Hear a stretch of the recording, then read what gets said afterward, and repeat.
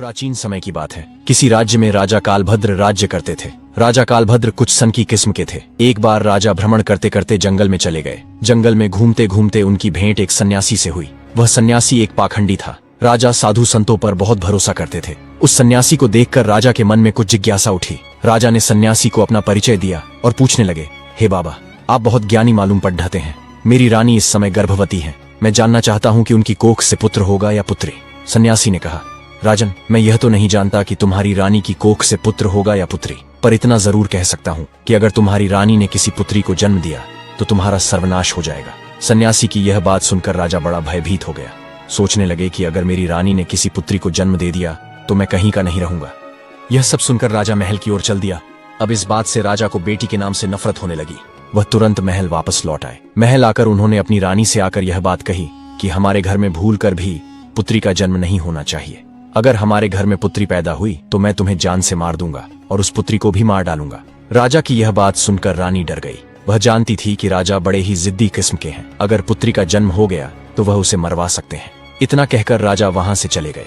अब तो रानी रोज भगवान से प्रार्थना करती थी, हे परमात्मा, मुझे पुत्री मत देना, वरना राजा उसे जीवित नहीं छोड़ेंगे। दोस्तों, भगवान की कृपा से राजा कालभद्र की रानी ने सर्वप्रथम एक पुत्र को जन्म दिया। यह देखकर रानी और राजा दोनों बहुत प्रसन्न हुए। राजा तो इसलिए प्रसन्न हुआ कि पुत्री न हुई, किंतु रानी इसलिए प्रसन्न हुई कि अगर पुत्री होती तो कन्या हत्या का दोष लगता। अब ऐसे ही और कुछ दिन बीतते रहे। कुछ समय बाद रानी ने फिर से गर्भ धारण किया। बच्चे के जब जन्म होने का समय आया, उसी दौरान राजा को किसी जरूरी काम से दूसरे राज्य में जाना पड़ गया और उसे लौटने में कई दिन लगने वाले थे। जाने से पहले राजा ने अपनी रानी से कहा था, यदि तुम्हारी गर्भ से बेटी का जन्म हो तो उसे मरवा देना, मैं बेटी की सूरत नहीं देखना चाहता। यह सब कहकर राजा चला गया था, लेकिन इसी दौरान रानी ने एक पुत्री को जन्म दिया। इस बात का डर वही हो गया। बेटी को देखकर रानी घबराई। सोचने लगी कि राजा के आदेश के अनुसार बेटी की हत्या करनी पड़ेगी। यह निंदनीय काम मैं कैसे करूंगी? मैं एक माँ हूँ और मेरे लिए जितना मेरा पुत्र प्यारा है उतनी ही बेटी प्यारी है। अब तो बेटी को देखकर रानी एकदम से रोने लगी और कहने लगी, हे भगवान, अब मैं क्या करूं? कन्या हत्या का पाप बहुत बड़ा होता है। रानी बहुत बड़े धर्म संकट में फंस चुकी थी। रानी को रोते हुए देखकर उनकी जो दासी थी वह उनके पास आई और पूछने लगी, महारानी जी, घर में पुत्री हुई है, ये तो बड़े ही सौभाग्य की बात है, पर आप तो बैठी रो रही हैं, इसका क्या कारण है? क्या कोई अनहोनी हो गई? रानी बोली, हे दासी, वास्तव में जो नहीं होना चाहिए था वही तो हो गया। तब रानी ने दासी को पूरी बात बता दी कि हमारे महाराज ने इस कन्या को मारने का। रानी को रोते हुए देखकर उनकी जो दासी थी वह उनके पास आई और पूछने लगी, महारानी जी, घर में पुत्री हुई है, ये तो बड़े ही सौभाग्य की बात है, पर आप तो बैठी रो रही हैं, इसका क्या कारण है? क्या कोई अनहोनी हो गई? रानी बोली, हे दासी, वास्तव में जो नहीं होना चाहिए था वही तो हो गया। तब रानी ने दासी को पूरी बात बता दी कि हमारे महाराज ने इस कन्या को मारने का आदेश दिया है। अब आप ही बताइए कि मैं इस मासूम बच्ची की जान कैसे ले सकती हूँ? तब दासी ने रानी से कहा, हे रानी साहिबा, आप चिंता मत कीजिए। आप राजा से कह दीजिए कि आपने बेटी को मारवा दिया है। मैं आपकी बेटी को सबके सामने मारने के लिए ले जाऊंगी, पर मैं इसे मारूंगी नहीं, बल्कि इसे पाल लूंगी, और यदि कोई पूछेगा तो मैं कह दूंगी कि यह बच्ची मेरी भतीजी है। इससे इस बच्ची की जान भी बच जाएगी और राजा की नजरों से दूर भी हो जाएगी। इसके पालन पोषण को लेकर आप निश्चिंत रहो, मैं इसे अपनी बेटी की तरह पालूंगी। यह सुनकर रानी को बड़ी खुशी हुई। वह सोचने लगी कि यह बेटी भले ही मुझे देखने को न मिले, लेकिन कम से कम वह जीवित तो रहेगी। तब रानी ने बड़े उदास मन से कुछ धन आभूषण अपनी पुत्री के पालन पोषण के वास्ते उस दासी को दे दिए, और दासी से रानी ने कहा, हे दासी, मैं आपका यह एहसान जिंदगी भर कभी नहीं भूलूंगी। जब तुम्हारे लिए धन की जरूरत पड़ेगी तो मैं तुम्हें इससे भी अधिक दौलत दूंगी, लेकिन मेरी पुत्री का यह सच कभी खुलने मत देना। इतना समझाने के बाद रानी ने अपनी उस पुत्री को दासी के हवाले सौंप दिया, और धीरे धीरे पूरे राज्य में और महल में यह खबर फैला दी कि दासी ने वह बच्ची लेकर जाकर मार दिया और उसे जमीन में दफना दिया। इधर क्या हुआ?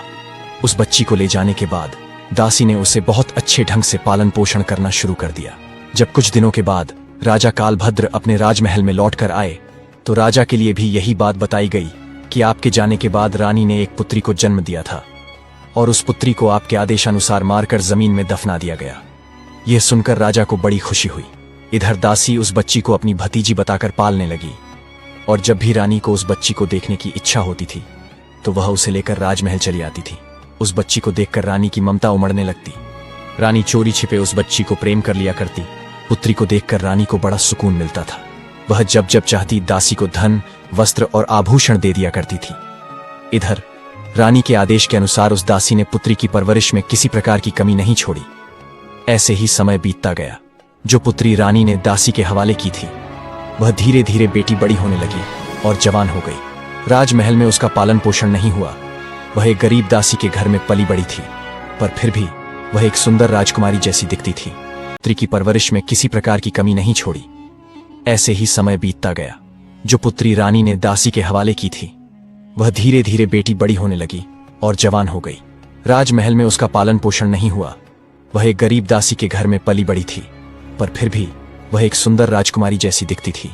जब वह जवान हो गई तो दासी ने उसे राजमहल ले जाना बंद कर दिया। वह पूरे दिन दासी के घर में ही रहती थी।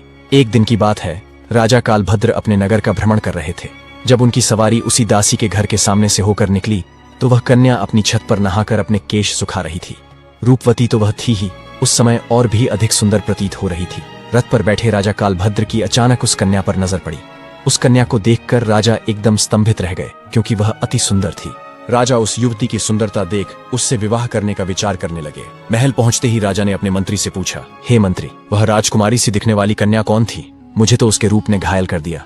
अतिशीघ्र इसका पता लगाओ। मंत्री तुरंत पता लगाने गया और पता करके राजा को सूचित किया, महाराज, वह कन्या एक बूढ़ी औरत की भतीजी है। रात भर राजा की नींद हराम रही। बार बार उसी लड़की का चेहरा उनकी आंखों के सामने आता रहा। सवेरा होते ही राजा ने मंत्री से कहा, मंत्री जी, वह लड़की बहुत सुंदर है। उसने मेरी रातों की नींद उड़ा दी। उसकी मोहक मूरत मुझे बार बार परेशान करती है। उसके बिना अब मैं रह ना पाऊंगा। एक काम करो, कुछ लोगों को साथ ले जाकर तुम उस बूढ़ी औरत के घर जाओ और उस लड़की के साथ मेरी शादी की बात करो। उसी दिन राजा के कहने पर मंत्री अपने कुछ सैनिकों के साथ उस बूढ़ी औरत के घर गया और दासी से कहा कि हमारे राजा साहब आपकी पुत्री से विवाह करना चाहते हैं और आपकी पुत्री को राजा साहब अपनी रानी बनाना चाहते हैं। मंत्री के मुख से ऐसे शब्दों को सुनने के बाद दासी के एकदम से होश उड़ गए। वह मन ही मन सोचने लगी, हे भगवान, यह कैसा अनर्थ होने जा रहा है। आखिर अब मैं क्या करूं? वह कन्या तो उसी राजा की पुत्री है और राजा इस बात को नहीं जानता है। उसी समय उस बूढ़ी मां ने साफ इनकार करते हुए कहा, भाई, मैं एक गरीब स्त्री हूं। मेरी भतीजी राजा साहब के योग्य नहीं है, इसलिए आप दोबारा इस रिश्ते को लेकर कभी मेरे घर मत आइए।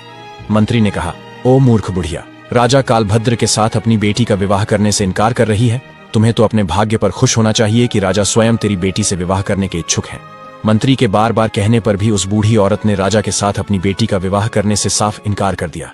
हारकर मंत्री वापस महल चला गया और राजा को सारी बात बताई कि वह बूढ़ी औरत अपनी बेटी का विवाह करने से इनकार कर रही है। अगली सुबह राजा ने उस बूढ़ी औरत को लालच देने का निश्चय किया।